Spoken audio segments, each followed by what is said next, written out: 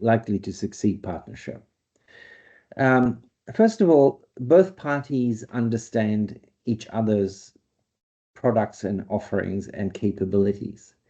They're willing to learn, and also that they understand how the combined solution can address specific customer needs. Both parties allocate resources to learn about the other and be fluent in being able to do show a united face, particularly in front of customers, often doing marketing together. And there is an ongoing commitment to demand generation, to activities which will have a pipeline being filled, and that pipeline continues to be refilled on an ongoing basis. And finally, that and this is particularly in the ISV and VAR situation, where the VAR resells the ISV software, that the VAR becomes self-sufficient, and it's not usually on the first sale. Usually the expectation is that first 3 or 4 sales are heavily supported by the ISV to ensure that they go well, and the VAR shadows the ISV's people, even though they may be the face to the customer. But after that, you'd expect the implementation services partner to become self-sufficient. What you don't want is a partner that signs up and gets big discounts or commissions and never learns how to implement and customize and support the product, because that way the ISV is doing all of the VAR's work and still giving away big commissions or discounts on licenses. If we look at the peer-to-peer VAR scenario, successful partnerships exhibit added value. They mutually add value to each other, where the one partner alone couldn't succeed. That they understand each other's capabilities, that they share opportunities. Both partners bring opportunities to work on, and not just one. Both partners allocate resources, points of contact, and are knowledgeable in each other's capabilities, and that there are equitable business terms. And often, if it's 2 partners, 50-50, but that may not be the situation. It depends on what the value of each of the solutions is. And sometimes there are models like referral models, even within the partnership. So if one partner finds the opportunity but is not able to deliver it, they get some sort of commission, and the partner that delivers it will get the lion's share. So it might be 20%, 80%, 10%, 90%. So there is an incentive for each of the partners to look for opportunities. Often it's just looking for joint opportunities, but even without commission. So these are some characteristics that you might be looking for. If you're an ISV and your implementation partner is exhibiting these, that's a good thing. And if you're 2 peers working together and they each party is committing to the other party's success, then that's likely to succeed. Any thought or questions on these? Well, I'm curious your thoughts on ISVs who you touched on one model of ISVs, which is where they're looking for a partner who can handle the support and ultimately implementation and all of those things. On the other hand, I've seen ISVs who are strictly looking for a sales channel, and in fact may even go so far as to expressly forbid a partner from doing implementation or support because they want to control that. Right, and that's fine. That depends on the ISV, but the problem is that So the question is why? Because you don't, the ISV doesn't get as much scale benefit as they would with a full services partner.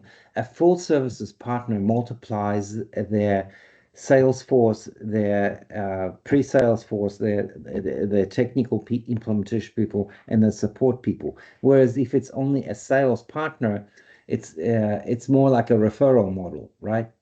Where they cultivate the customer and then they refer the business to the ISV. And the ISV still has to use all of their own resources to implement and support. That often happens if it's a very complex solution and they simply don't trust partners to learn it and deliver with quality. Or the partners then themselves say, we don't want to learn your product, but we certainly have customers who are interested in it. And so that's more of a referral model, maybe a extended referral model.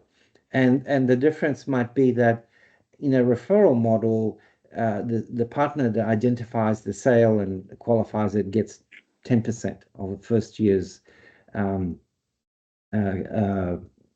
subscription revenue. But if it was a full service partner, they would get maybe 30% of subscriptions or whatever, or 20%, whatever it may be, plus all of the services that they could get from the sale. But at the end of the day, it's whatever the ISV wants to do with their own product. Does that make sense? Yeah, absolutely. Anyone else? Other questions for Paul? Brian. Brian. Hello, Paul. Hi, Brian. We're helping out. The question, well, we talked about this in a number of situations where maybe first level is referral, transactional.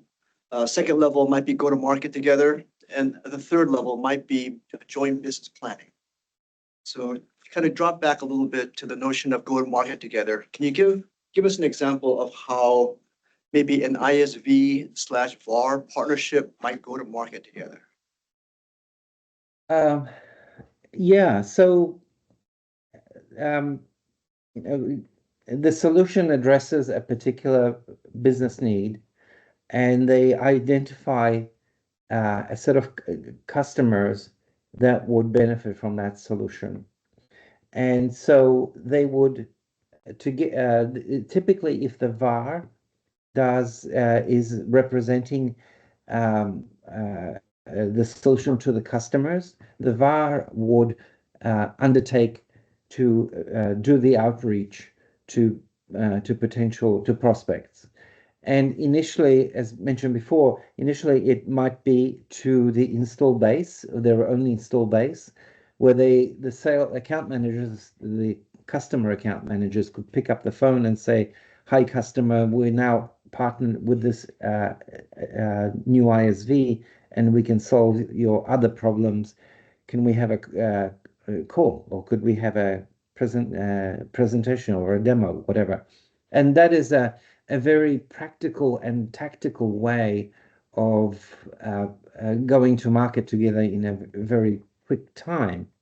And then over time, then it's events and activities that address new customers. So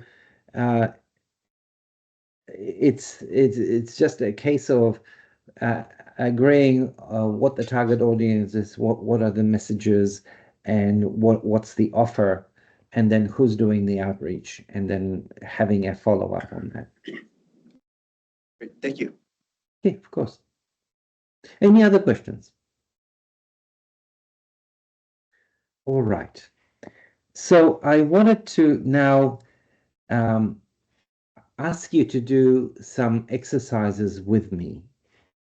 And the purpose of the exercises are to help you better prepare for having more effective conversations with potential partners. You may know that I run the P2P opportunity groups, which is a monthly call that we have. It's an international audience, and we break out into small groups in order facilitate building familiarity and trust. But 9 times out of 10, or maybe 9.5 times out of 10, when I hear a member speaking to another member, it's very much about, this is what I do, okay? Not what I can do for you, or what opportunities can we create together, or how we can grow our businesses. It's, this is what I do. So these questions are a little bit directed to help you have that conversation that says, what's in it for the other party to engage with you? So what I would ask you to do is, let's do one at a time, and we have some time to do this. I would ask you just to answer each of these questions. I'll give you some time, and then if you could volunteer to read out your answer or share your answer with the people in the room and just get some feedback. And I'm hoping that these will be practical exercises that will help you prepare for having more in-depth conversations. So the first one is, what market opportunity are you having trouble addressing alone that a partnership could help you address better? Excuse me. And so I suggest considering that maybe you have a lack of product knowledge in a particular area, or maybe you lack particular industry expertise, or maybe you don't have access to a geography, or maybe there are some industry trends that are happening and you're lacking the ability to address them. So I'd like to give you 5 minutes, if I may, to think about your own business and what opportunities are you missing out because you don't have the ability to address those. Is that okay? Great. All right. So I have it's 18 minutes past 3. So if I may, I'll give you till 3:23. And then let's have some volunteers share their responses with us. Okay? Perfect. Thank you, Paul. Thank you. And if anyone has any questions, I'm here. I hope to answer them.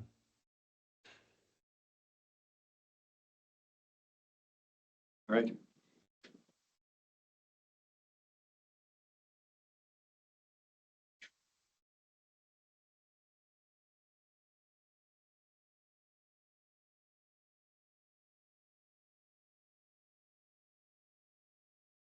I should have brought some music with me. Or we just play like the Jeopardy song. Nobody's gonna cover this. You know, this usually works in a ballroom, a small room situation. I'm not sure how it works in a theater situation. But let's see how we go. And if by any chance you finish with this one, feel free to go on to the next one. Who should you partner with? What's the ideal partner profile?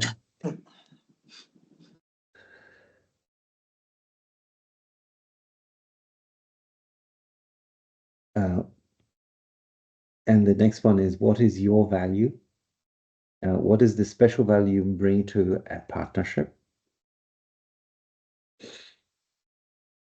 And the last one is, what do you expect from the partnership? What are you prepared to give? And what do you expect from the other party to give?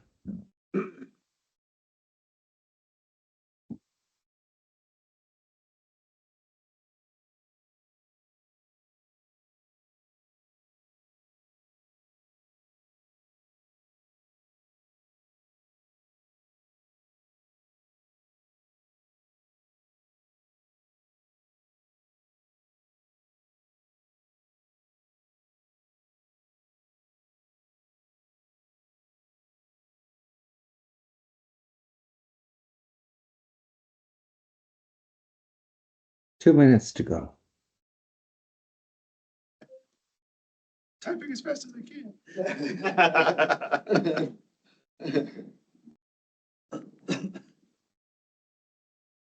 Where's your AI? ChatGPT.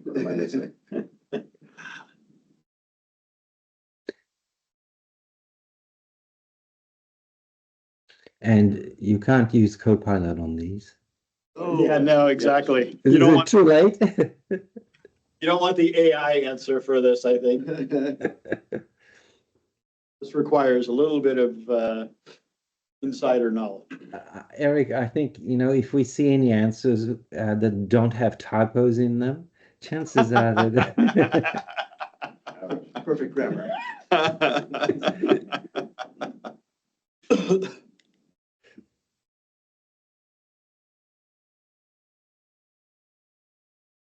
1 minute to go. Exactly.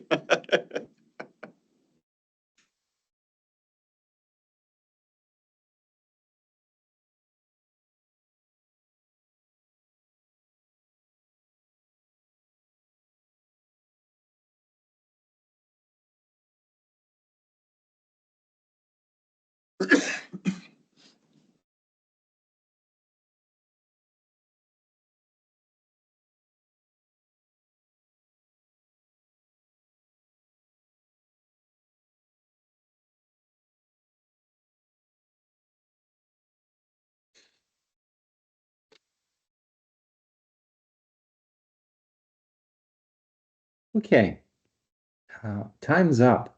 Eric, would you I'd just like to ask how many people answered all 4 questions, and how many people answered all 4 questions? Quick show of hands. Let's get to 4. I hadn't quite. Trying to figure out more. How many people got through 1 through 3? We'll start there. I can't spell anything. All right, we get almost everybody, I think, got through 1 through 3, Paul. We maybe didn't quite get to number 4. Okay. So why don't we, I give you another minute to get through number 4. 1 more minute, and then we can just talk about all 4 of them.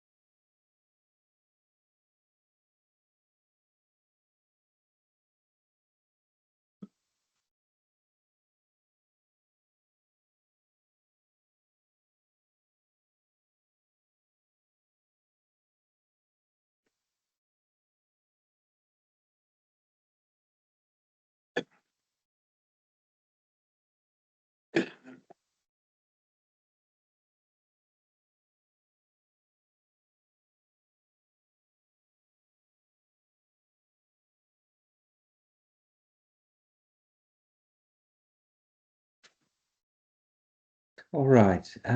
Could we have a show of hands if everyone's had a chance to get through all 4 of them, please?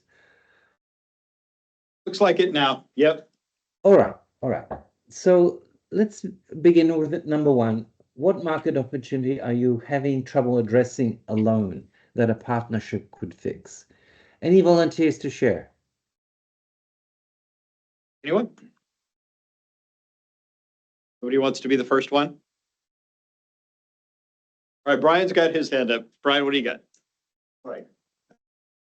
Usually this works. Someone asks a question or answers a question, and then things seem to flow pretty well. So I think that's my job in partnering as a practice, is to be able to ask the first question. All right, so just at this point, Paul knows that I'm semi-retired, so there's no real business case. However, I was just thinking back to the last year of SSG and what we were up against. And I think that we had product market fit in the very early days because we did a lot of work on Infor applications, and there was a need that we could fill easily. As time rolled on, it shifted more toward Microsoft, Dynamics GP, Dynamics 365 Business Central. We had some Dynamics Nav, etc. And maybe it wasn't quite so easy to go to market. So there was a little bit tougher game to try and get back to product market fit.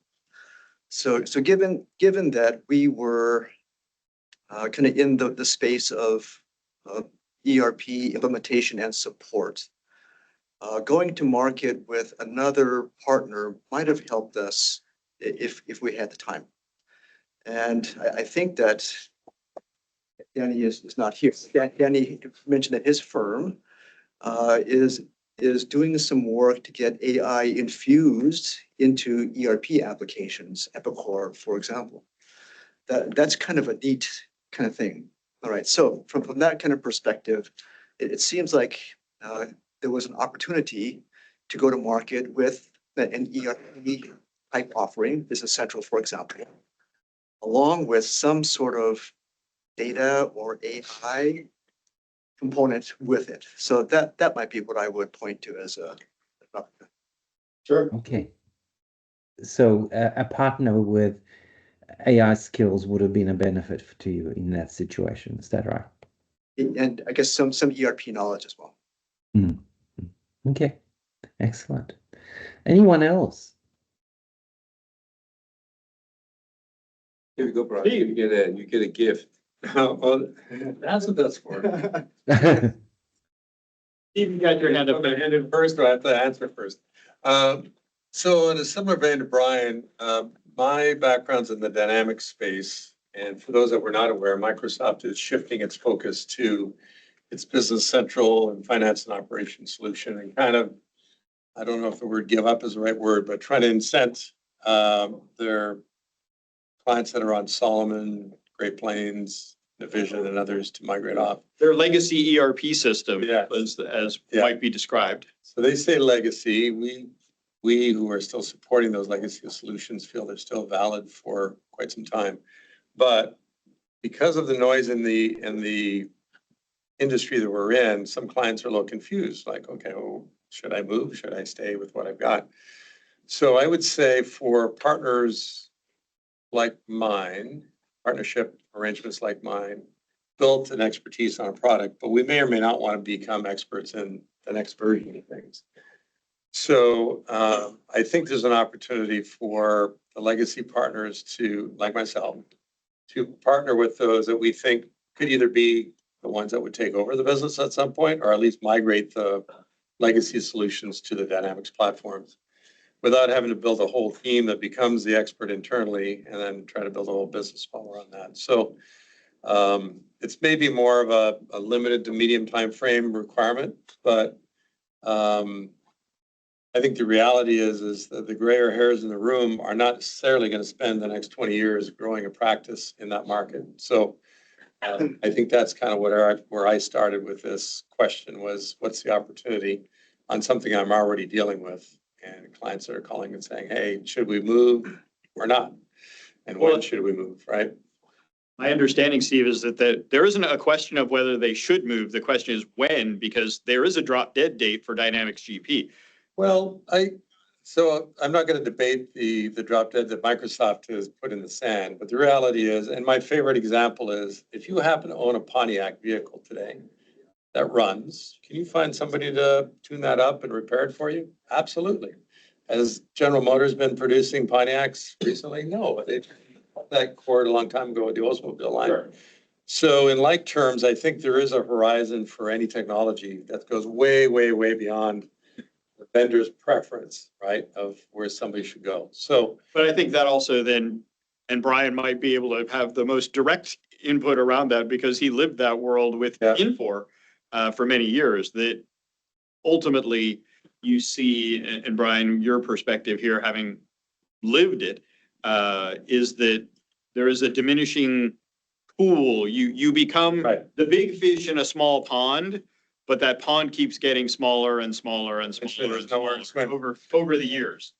So I guess that's the opportunity, is how do you maintain a relationship with your existing client base and meet them where they are, which is we want to move now, or we don't want to move until we absolutely have to, or in reality, maybe we'll move when Microsoft would really like us to. So That's part of it. And the broader part of this question is not just for my business, but for anybody that's got a legacy solution, is Microsoft is not the only solution provider that they would consider. There are other vendors that have equally as good, if not better, options. So that creates another question. Is like, okay, well, maybe you partner with some Sage solutions. Maybe you partner with other organizations that might have a more robust platform for a client that's growing into it.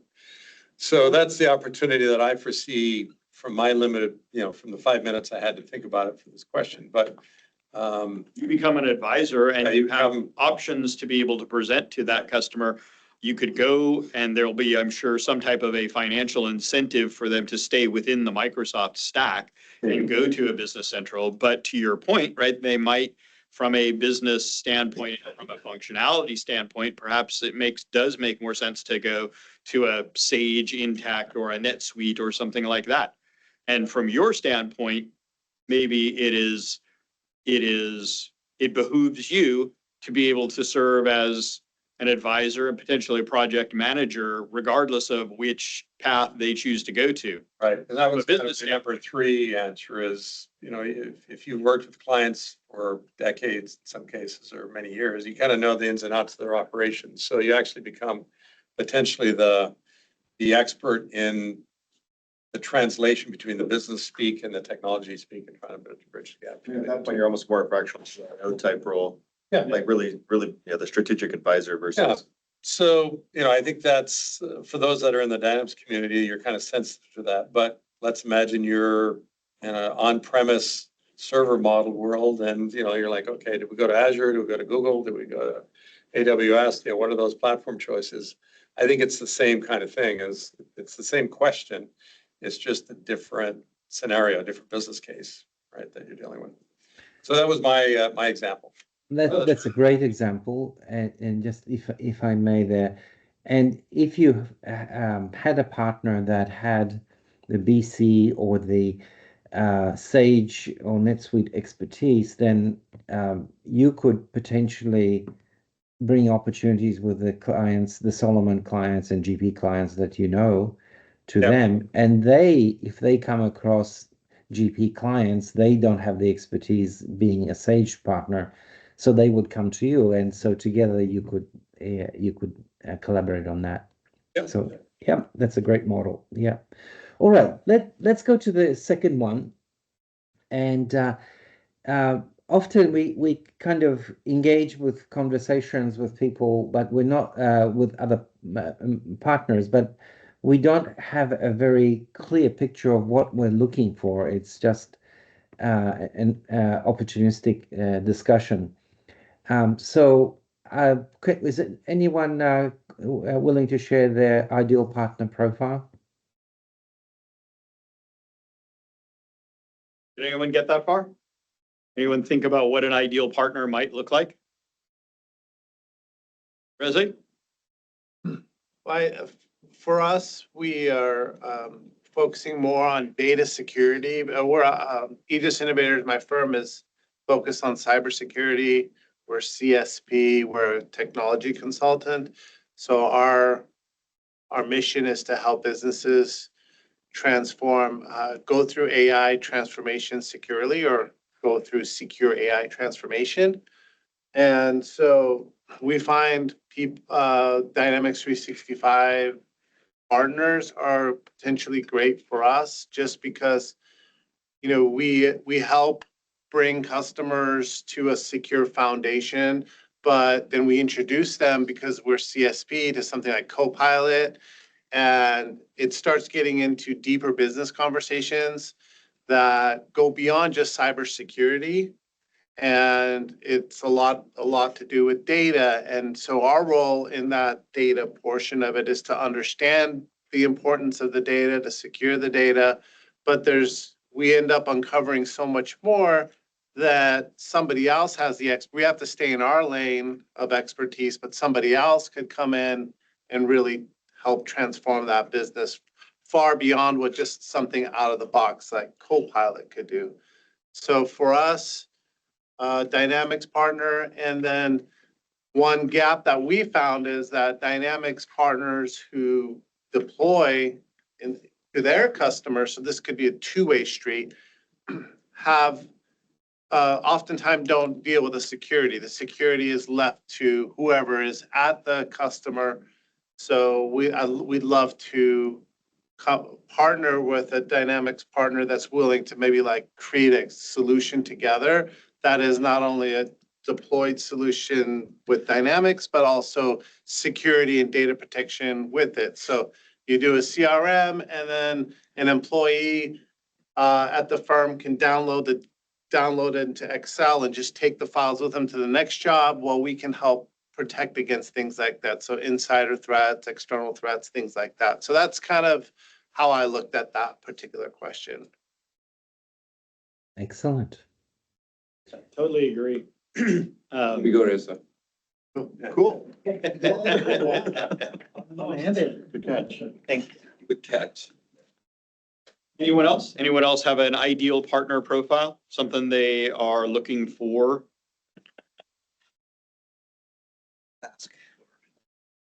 I'll certainly say that I'm on the other side of the spectrum from Reza, which is one of the reasons why we have a great relationship. Because as Reza kind of described there, from a dynamic standpoint, from an AI and Copilot standpoint, we don't do the things that an MSP does, like Aegis. So when we get into conversations with clients, and it's frequently and this has been true for ever, we always kind of make this assumption that the clients already have somebody who's managing their security, who's managing the infrastructure. And then we start to get into conversations with the client, and we realize all of a sudden that that's not the case. That there isn't, there isn't anybody who's holistically managing that kind of stuff. And so now we've got to bring in a partner to do that. Or from a licensing standpoint, I just had a call with a client earlier today, and they're using Microsoft 365. I assumed that they had an MSP of some kind, somebody who's managing that. But in talking to them this morning, I realized they don't have access to their own admin portal for Microsoft 365, and they don't have any way to be able to manage this kind of stuff. So it's like, okay, I have a partner in San Diego that I can bring you into. And so you and I need to have that conversation. But that's the kind of thing that does happen. I'll also say this, as a partner who's focused on AI and Copilot, one of the challenges that we're running into is that where we're focused on AI and Copilot is really around things like Copilot Studio, Copilot for Finance, Copilot for Sales, all of those. The precursor that Microsoft requires for almost all of those solutions is M365 Copilot, which we do not do. So fortunately, Aegis and the team are very skilled and versed there. And also, we've got some clients who are interested in things like Copilot for security. So I know Reza and I have a conversation scheduled with one of our clients next week, because that client CIO wants to talk about Copilot for security. And our sales team found it as a lead for Copilot, but as soon as I got on the original call with the guy, I realized this one's not in our wheelhouse. So now I need somebody else.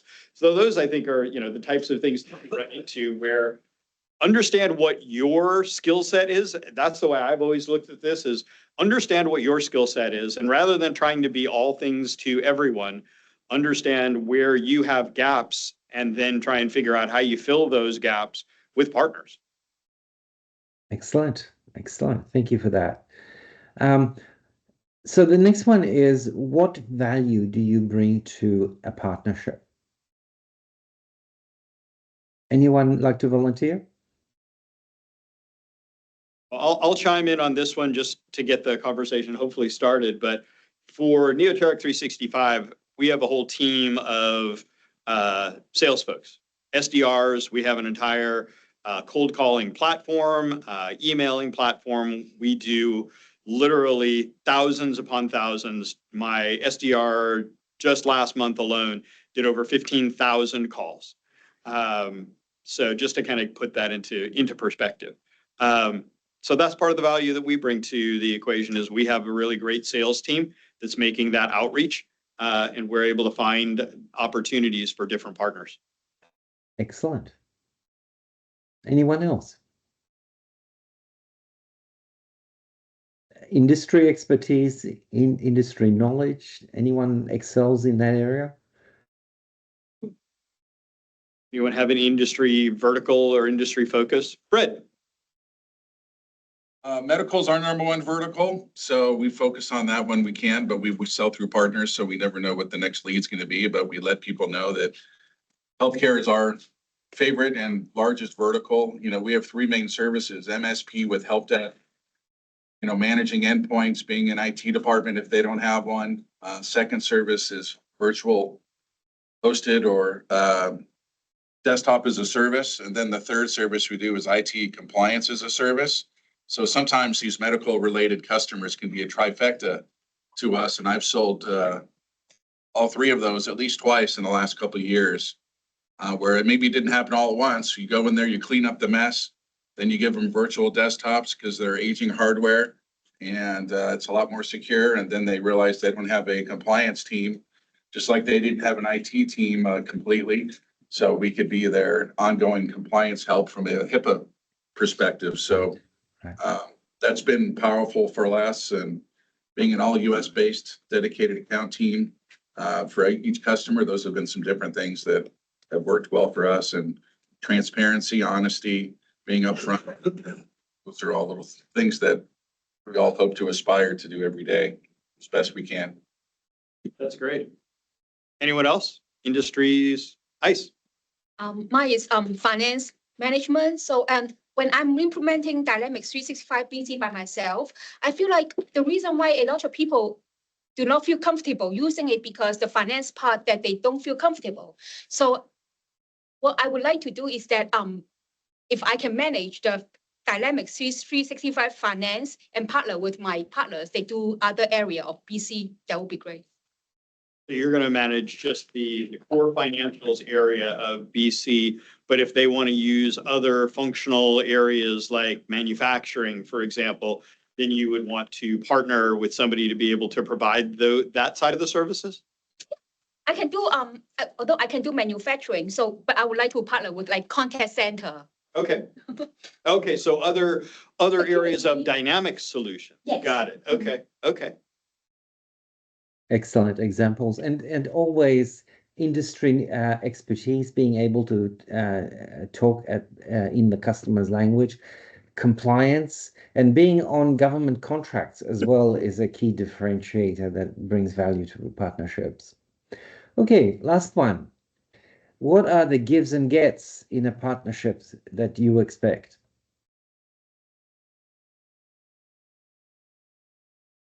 Any volunteers? Anyone?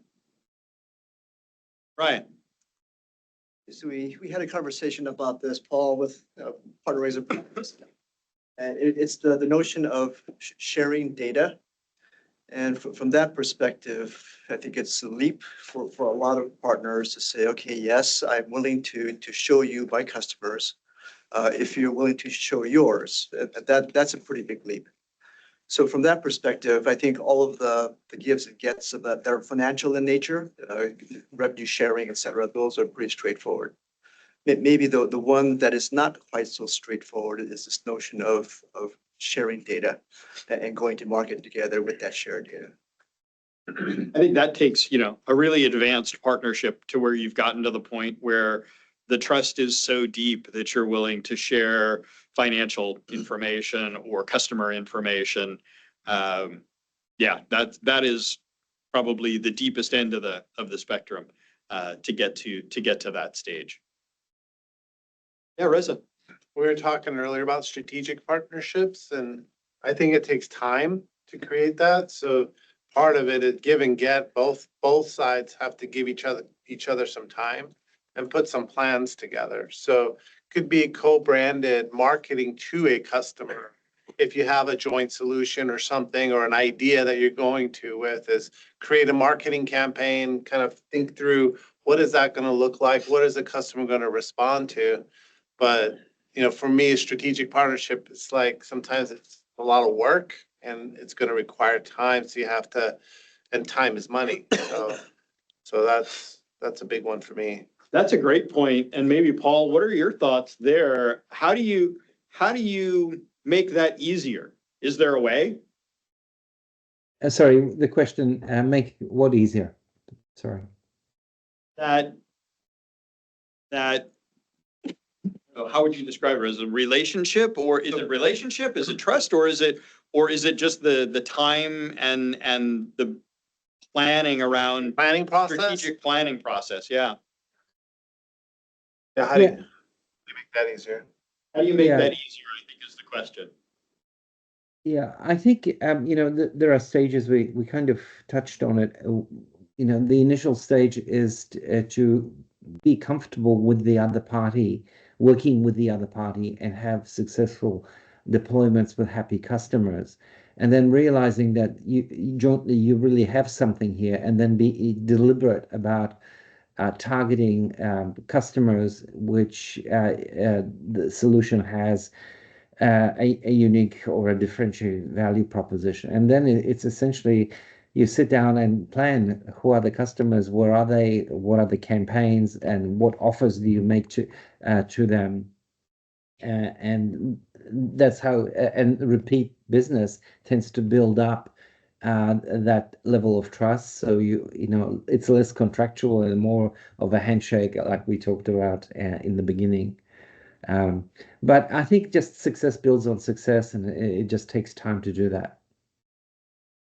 One of the things that I've seen, Paul, and I'm curious your perspective there, is that for a lot of organizations, they build partnerships, and I think you just touched on it a second ago. They're almost a handshake type of partnership between a couple of parties within the organization. And how do you make that more, I'll say, institutional, in the sense that it transcends the relationship between one or two people on each side to where it becomes truly the businesses have a relationship rather than the participants, if you will? I think it's success builds on success. If two people feel comfortable working with each other and they have a win, and the win is broadly recognized as being a significant accomplishment, then each of them evangelize that within their own organizations, then other parts of the organizations will see that it's not only the sales team, but also the technical team and the marketing team that benefit out of this partnership. So I think it's a matter of having the success permeate through each organization, and other parts of the organizations recognize the benefit to them in having this partnership. So, for example, if they win a notable customer and there's a great success story, or it's in the press, or they win a contract that they wouldn't have normally won, then other parts of the organization are impacted, and therefore more likely to want to work together.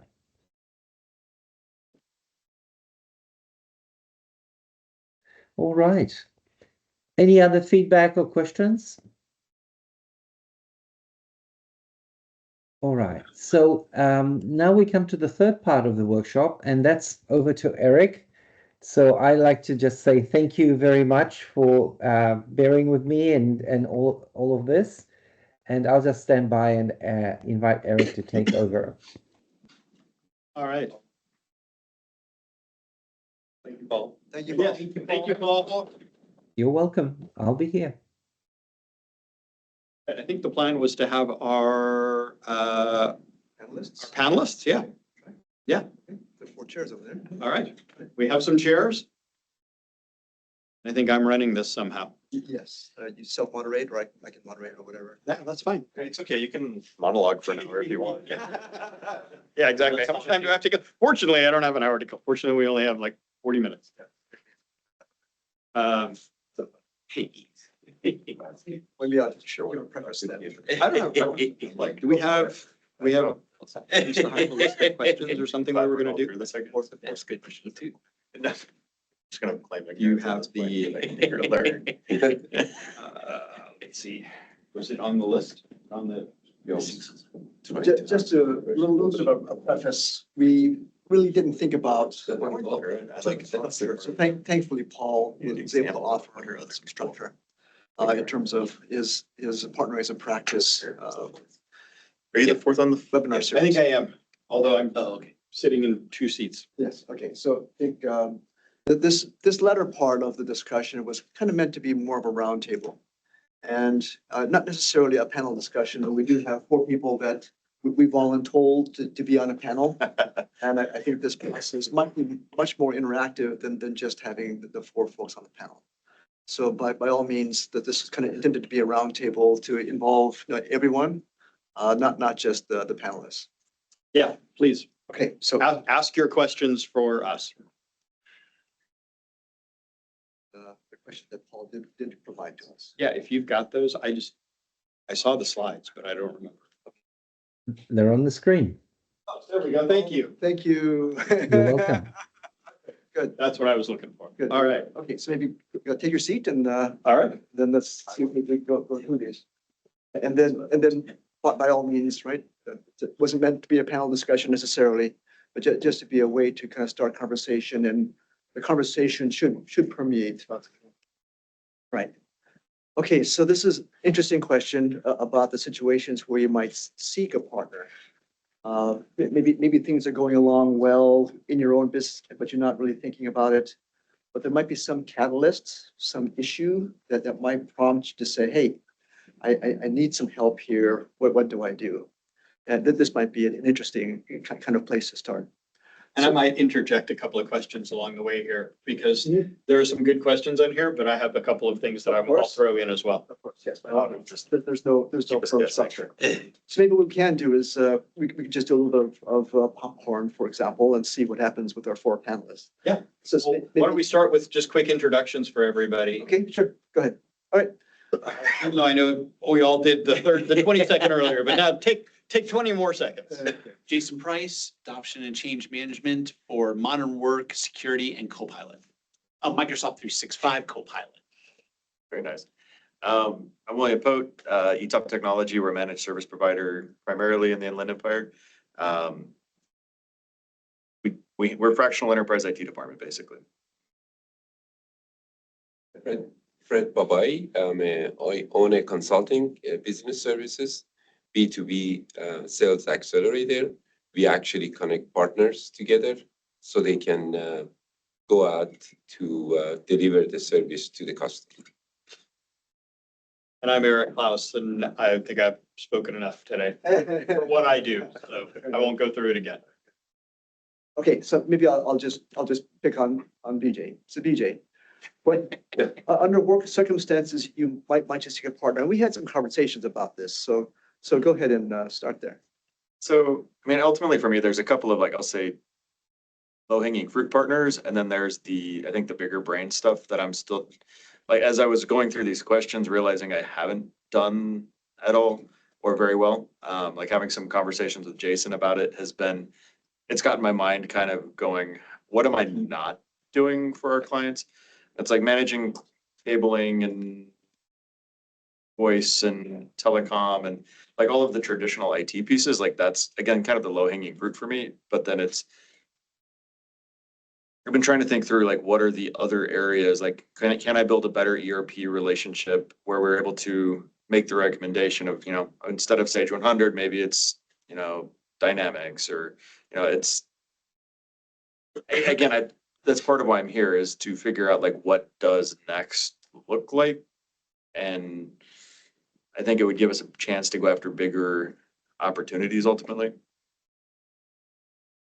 Ice, can I pick on you for a moment? Under what circumstances might you seek a partner?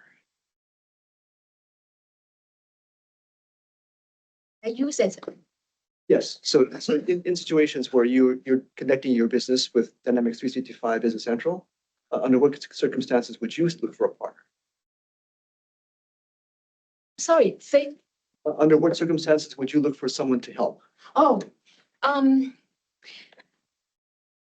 I'm not the IT person, so I would like to partner with anyone that like can provide security and IT service. Sure. When I provide the accounting and taxes and manufacturing service. Sure. I mean, it's like, that's one thing I distinctly stay away from is anything accounting related. Right, yeah. In fact, my partner who handles the accounting is like, you touch QuickBooks, I'm breaking your fingers. All right. And I remember in our PC manufacturing business, we were strictly building hardware to deliver to our customers. Nothing to do with services at all. But we had customers who were asking, can you come in and look at our server room where it's not conditioned properly or cables are all over the place? How would you be able to help us on that? So we had partners that were buying our hardware that we recommended that helped us to go out and actually deliver the services through us in order to take care of the customer. So it sounds like something that Jared might do possibly, right? Yeah. Okay. Thing that you're nodding your head, what situations Sure, I mean, might you that's- look for a partner? Yeah, so most of our relationships are with other MSPs or technology consultants or people, just like Fred said, that have a client that they either need cabling or they're moving or access control or their closet doesn't look good or something like that, and they refer us out. And so, yeah, I just had a call today and somebody's like, oh, can you send me like a one pager? And I'm like, I'm really bad about that because most of everything I get is referrals from people that I know. So yeah, I don't really have like a one pager. So now I have to, go make something up. And even though he was referred to me by one of my other partners, he's like, that's good enough for me, but not for my client who I have to now present you. So, but yeah, so A one pager, Jared? what's that? Time to create a one pager? Yeah. Dear co-pilot. Yeah, I mean, so for me, I look for partners that are MSPs, right? Like William doesn't do that stuff, but he might need something like that. So I look for those people. I think you brought it up before, Brian, it's a little harder, depending on the size of the MSP. If it's a small MSP, it's a lot easier. You know a few people, you have a good relationship. If it's a larger organization, you might work with one or two field service people in their area, but to actually get higher up and be like a preferred supplier in that sense, it's a little different, more difficult. It's like each guy will have his own preferred person, right? So it's a little more difficult than when everyone has their own people. Okay, I'm going to see if I can move on because we have a short amount of time. So the second question that Paul raised was, how do you choose a partner?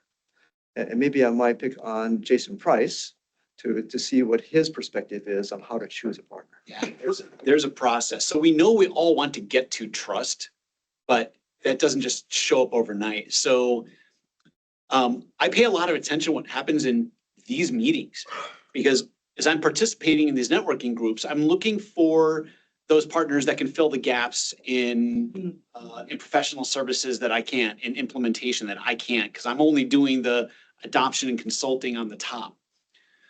So while I'm looking for them, I'm like, who is exhibiting leadership in the room? Who is fun to be around? Who can I have a conversation with? And yeah, I know you.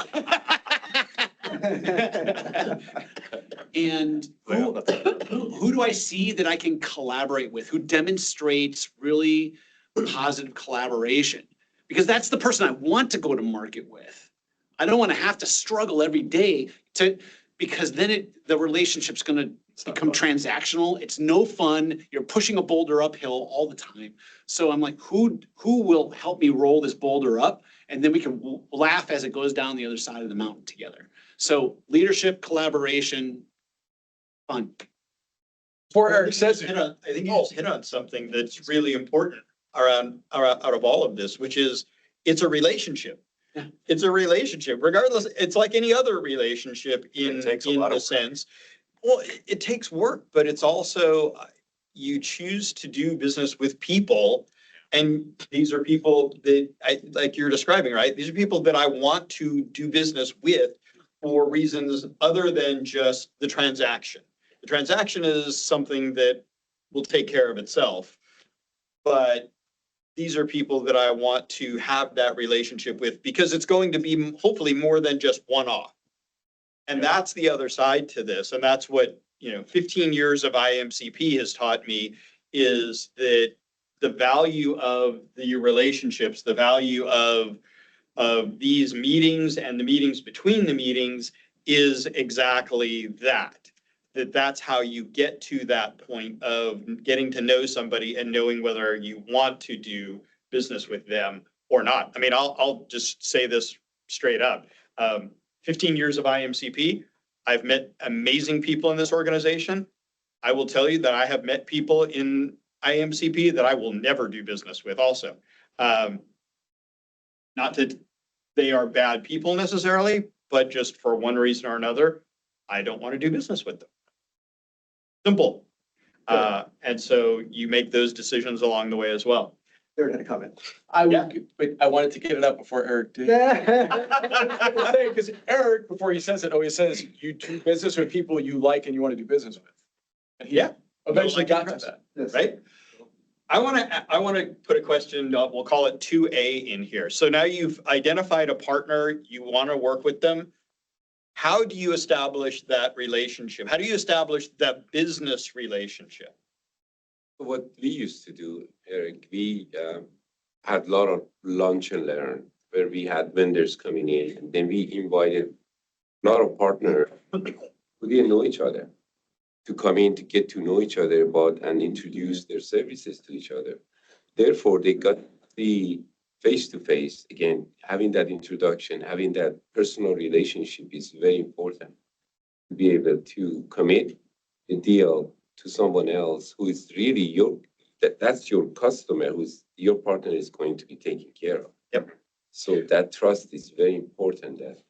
But how do you go from that to the next step, which is, okay, I'm going to make an introduction for you to my customer.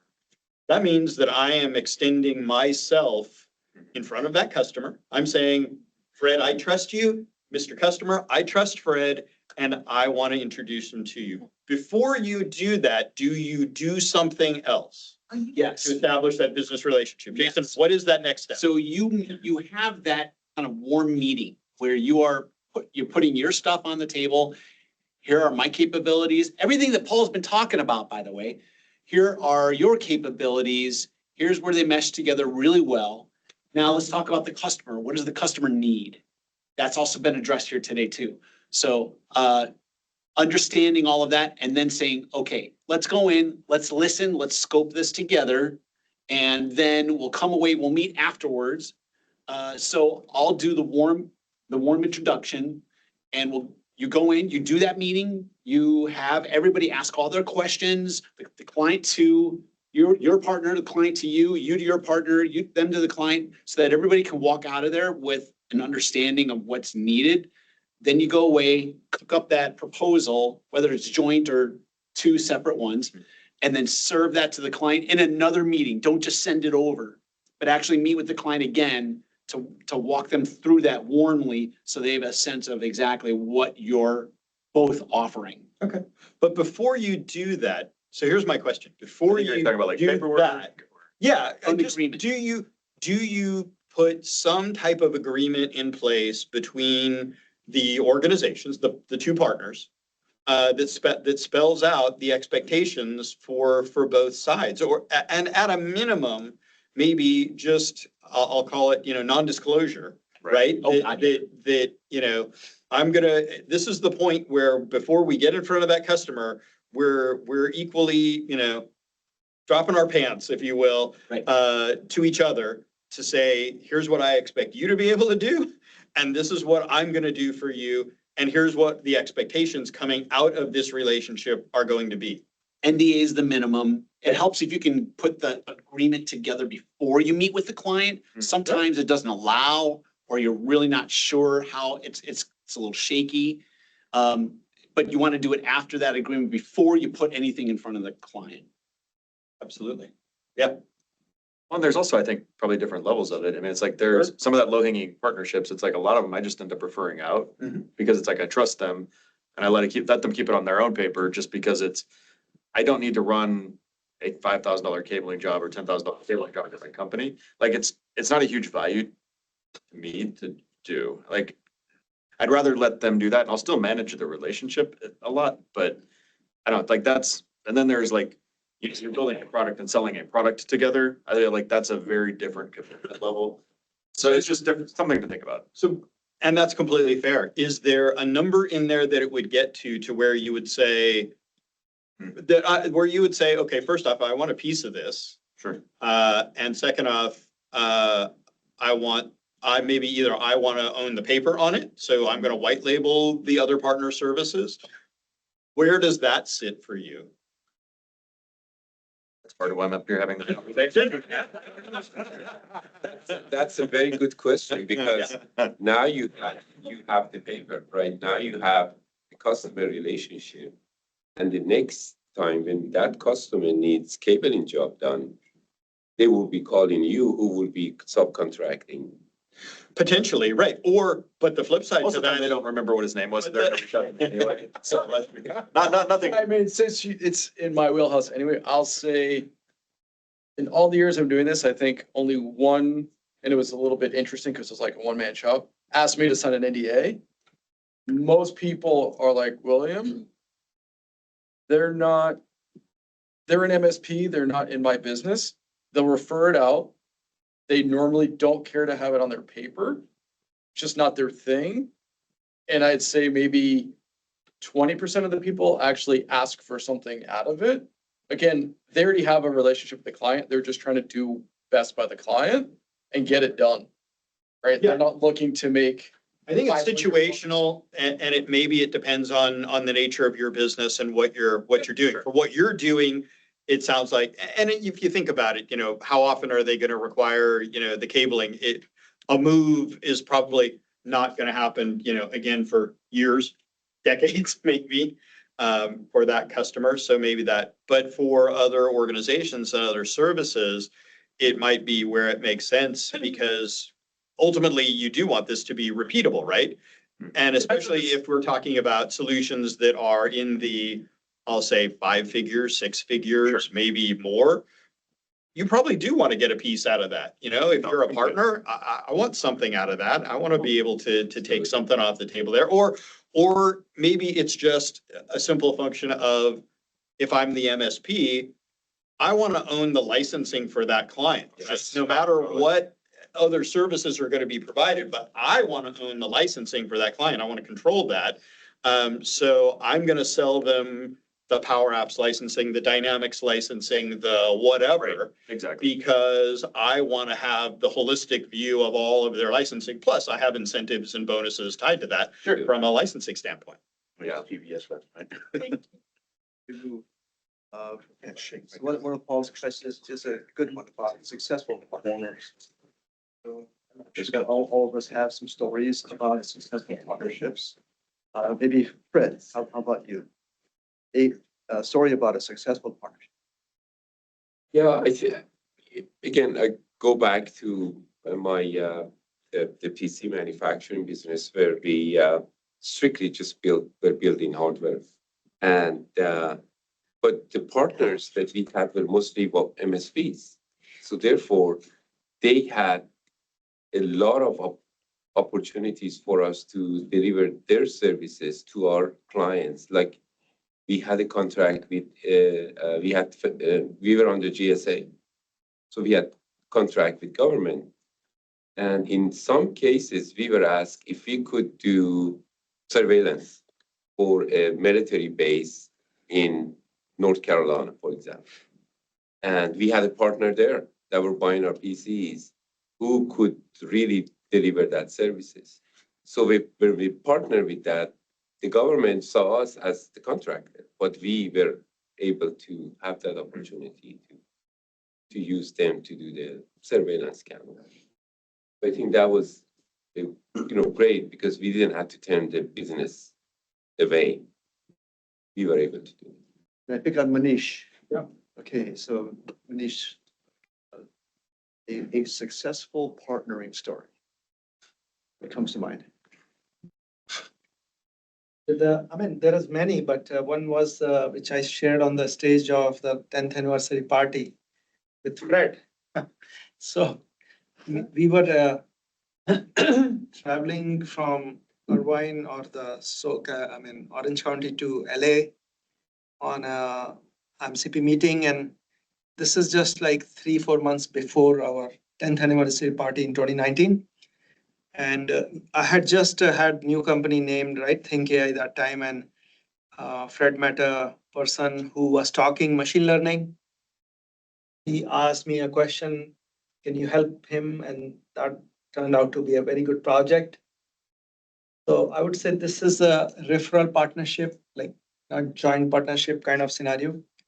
And then since then, I know Fred has been networking a lot. He's a good networker. So I now partner on networking with him. I go wherever he goes. Good move. Oh, Reza. Most successful. Partnering story. Got a few. Well, one of the most profound ones, I guess, that is still ongoing because it ended up turning into enterprise opportunity, which was, and thanks to, I'll say, Paul helped facilitate the first set of discussions I had with a partner it was a partner opportunity group where I met, was it the MSP? I think it was the MSP opportunity group. I can't remember. But Jason Makovich ran that. This was like in 2020, 21. So it was in a partner opportunity group. They did the breakout on Teams when it was brand new for the first time, splitting everybody apart.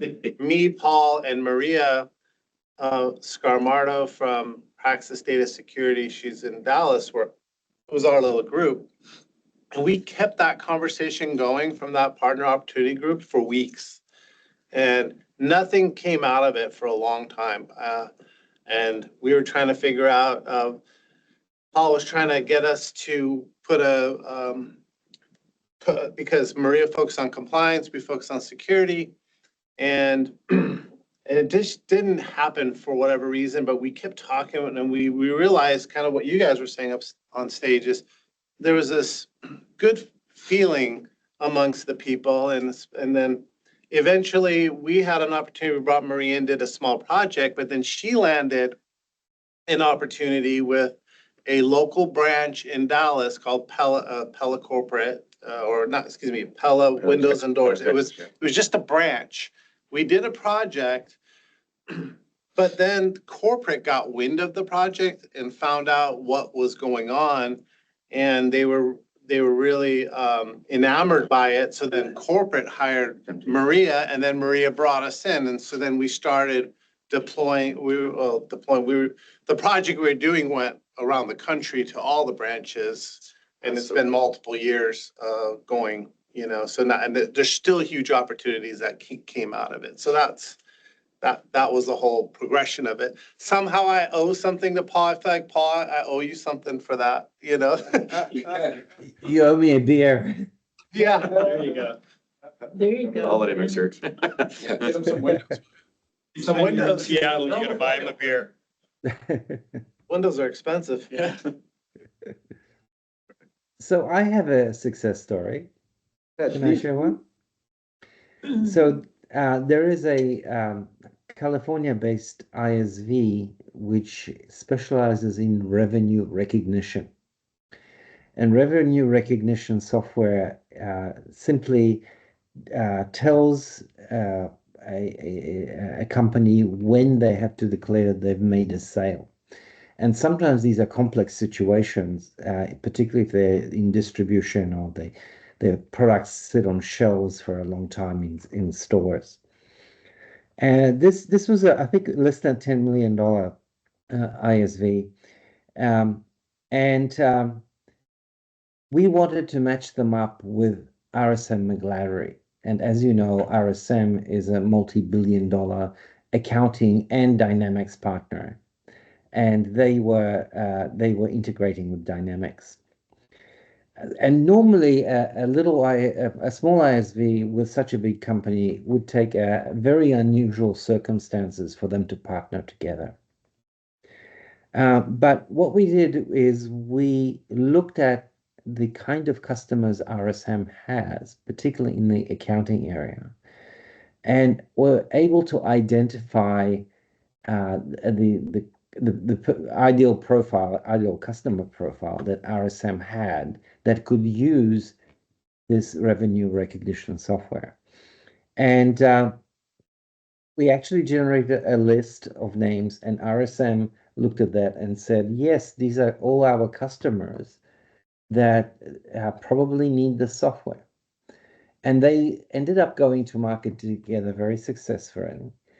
But the interesting thing was the feedback that we had from RSM saying that we decided to partner with this ISV because they came to us with this information about our own customers and how many deals we could make. Otherwise, we wouldn't even have considered if they just said, we have great revenue recognition software, won't you sell it for us?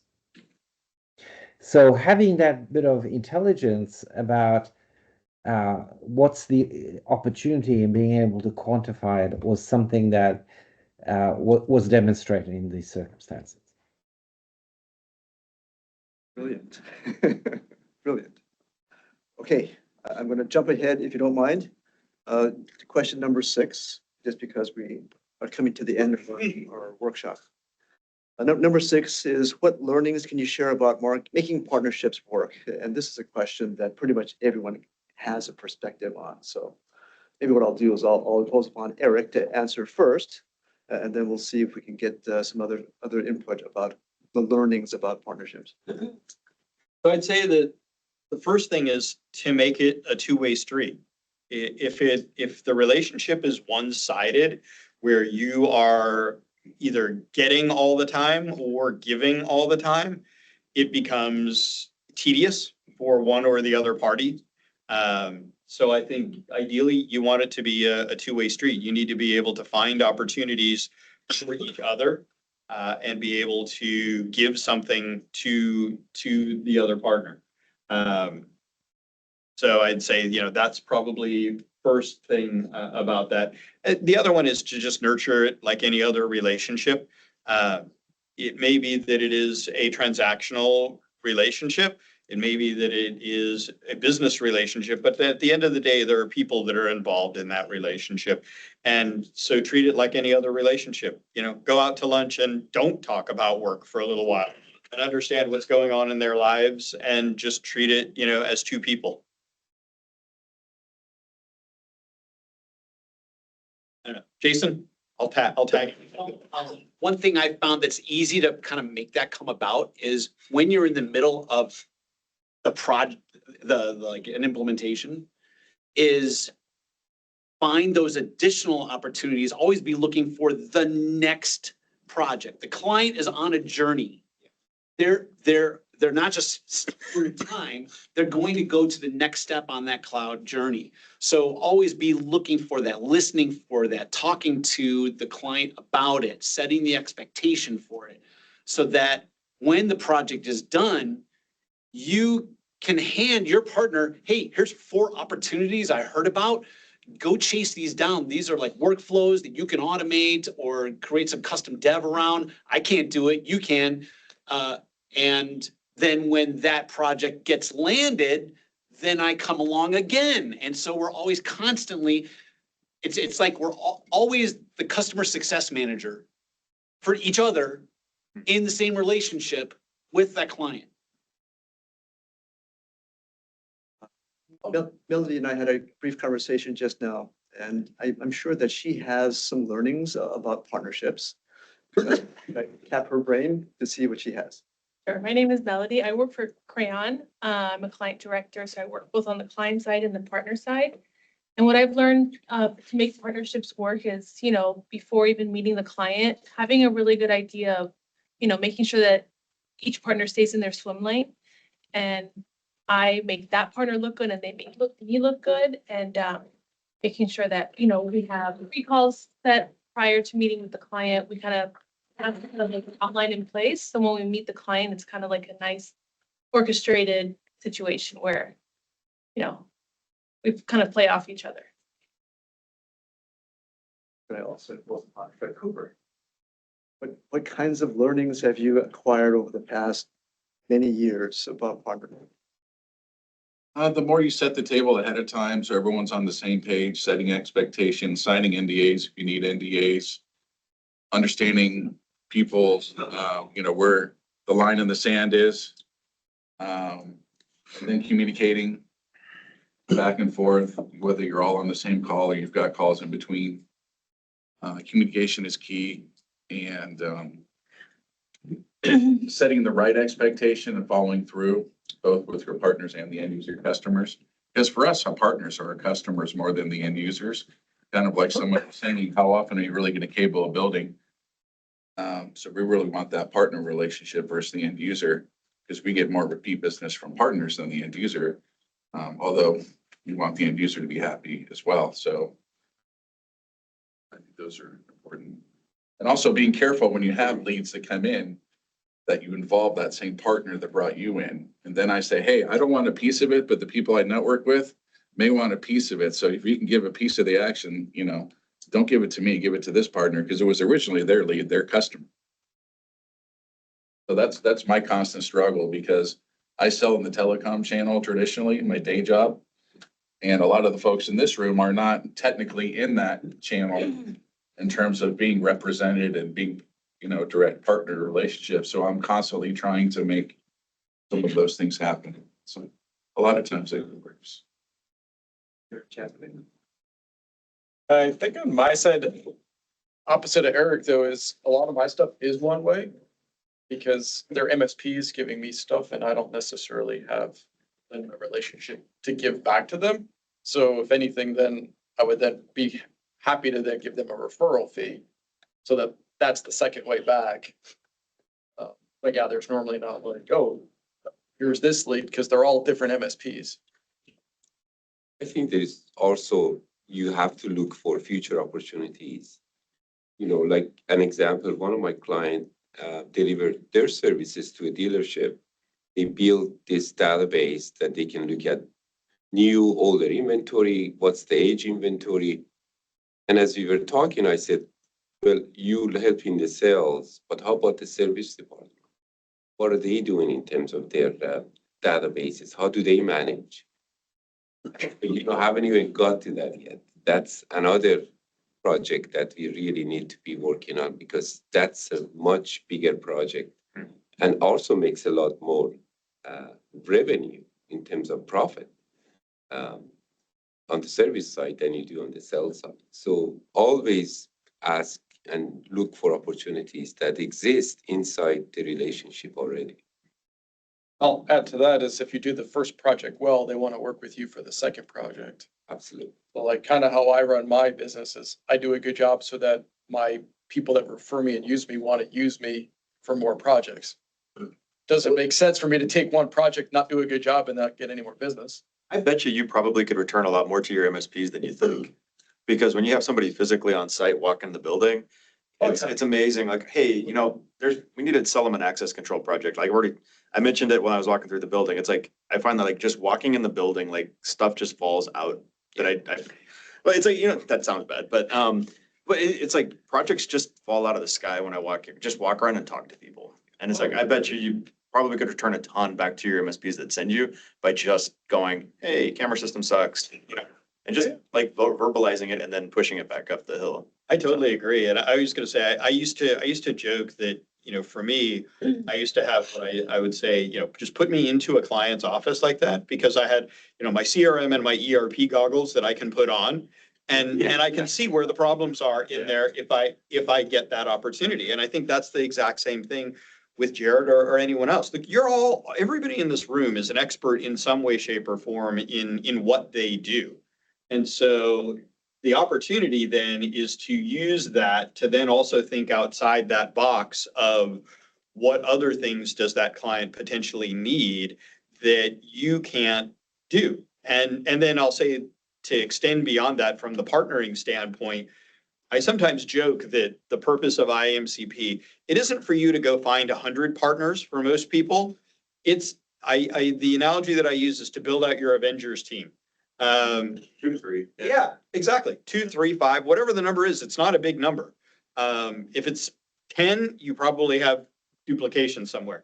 But it's to find those people who provide the services that are complementary to what you do, that aren't in your, as it was described, and I loved that earlier, the description of swim lane, right? You know your swim lane. Don't get out of your swim lane and try and be all things to everyone yourself, but be all things to your customers through the partnerships that you can have.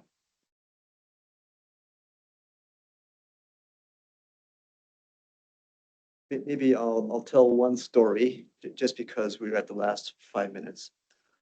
The one story I think might be about Eric Klaus.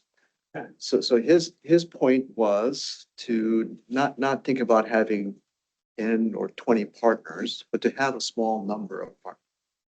As I look back on the things that I have done in IMCP, and people that I've worked with, Eric and I have done quite a lot together. And if you can find one partnership like that, that might be enough to at least get rolling. But a partnership, that we had, that was hard to predict ahead of time and hard to replicate, I think. Yeah, I don't think you would ever, but I think that's true of all of the partnerships that I've had. It wasn't a function of necessarily, I'm going to find a partner that does X, but it was more, I found a partner that does X and it's complementary to what I can do. And so now how do I sell that once, kind of as we've been talking about today? How do I sell it once? And then how do we make it repeatable again in the future? Well, I feel like it's when you start shopping for a car, you suddenly see that car everywhere. And I feel like that's kind of what you're talking about. I totally agree. You finally find something. Yeah. Like, so you do that. It's amazing. Right. And it's suddenly a lot, wow, there you can do Right. it everywhere. Yeah, because, and that's where I use the goggles thing, right? Now, every time you walk into a client and you see they have a data problem, right? Okay. I doing that manually? Exactly, right, exactly. Now you see that and you realize, okay, I know who can solve that problem. Let's go solve that problem for this client too. And that's how it becomes repeatable. I've told the story before, but this is the mindset shift that I talk about from a partnering standpoint of getting to that stage. And I'll say the best example of it that I've seen was when I was running my business, Partner Source Solutions. And we had a client, they're a multi-billion-dollar real estate company. Brian knows the story, Reza knows the story because he ended up working with them. So did several other partners. The lead also ultimately though came to me through a different relationship I had with the Microsoft stores. So when Microsoft had their stores a number of years ago, one of the folks who used to work with Ashley in one of the stores talked to this client. The client was using Dynamics CRM and had some challenges, was as much as they knew. So they referred them to talk to me. I talked to the client and ultimately we did a very small project with them initially, which is how these things typically go, but built a great relationship with their CIO. Ultimately, that turned into an opportunity where I brought in Brian to do some ERP consulting with them. I brought in Reza and the Aegis team to do some Azure consulting with them. I brought in Ro and the Sixth Street team to do some Teams and SharePoint consulting with that client. And I brought in another partner on the East Coast to do some Dynamics ERP, very specific reporting consulting for that client. And so we ended up with 5, I think it was 5 partners, ultimately all connected to this one client. Wow. You win. There have been some other partnering stories in IMCP that are actually deeper than that. I've seen some that are like 7, 8 partners all coming together to provide services for a single client, or partnering together to go after some big chunk of business, something that you would typically not go after by yourself. Like you would look at that and go, that's an enterprise customer and I'm not going to try and touch that by myself. But if you partner together, you can. Right. Thank you for bearing with us through our first workshop. Thank you to Paul Solsky for helping guide the process. I think it went quite well. Thank you, everyone. It was a great session. I really enjoyed it. Thanks for the opportunity to speak with you. Thank you to our panelists for being volunteers. Right, everyone. Thank you so much. The holiday party is at Classic Q. So I think it's supposed to start at 5 o'clock, but if you go a little early, I think it'll be fine. So thank you so much for hanging in there, and I'm